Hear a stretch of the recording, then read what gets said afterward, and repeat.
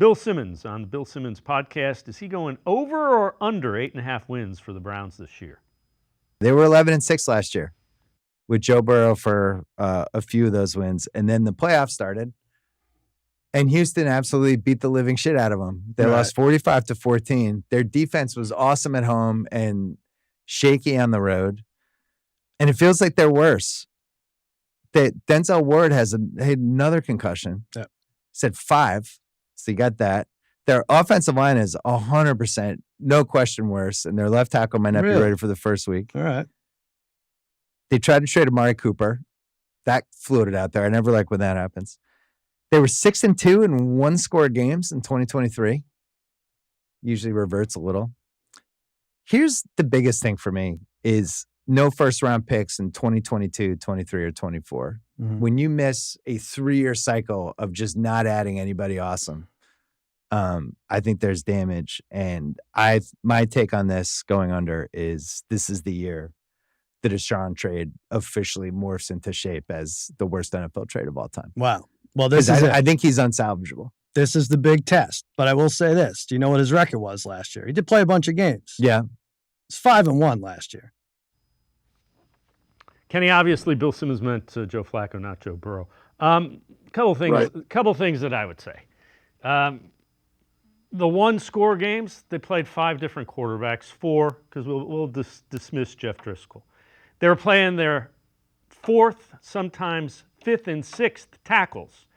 So there isn't going to be a whole lot of regression to the mean because the guys that were so beat up, you would think if there's a regression to the mean, they're going to be healthier. Relative to Deshaun Watson, everybody has their opinion. I think if he stays healthy, and that's a big if, and he wasn't an injury-prone guy, I'm not saying that. If he stays healthy, I think he's going to put up a lot of I think they're going to be really good if he stays healthy and plays 16 or 17 games. I'm a little higher on Jameis Winston than you are. I know he turns the ball over. He has some limitations. I think Kevin Stefanski's really good at working with limited quarterbacks. Look what he did with Baker Mayfield. It's on Deshaun Watson. This is what it comes down to. He's got to throw for it.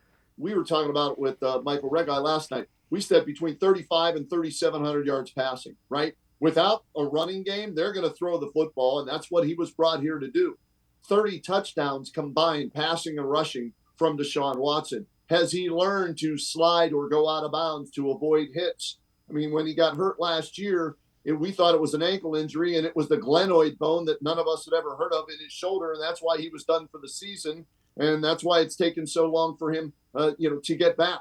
So for me, the offensive line, yes, that does matter, and there are moving parts there. It's a fluid situation until everybody is healthy, so we'll see how that plays out.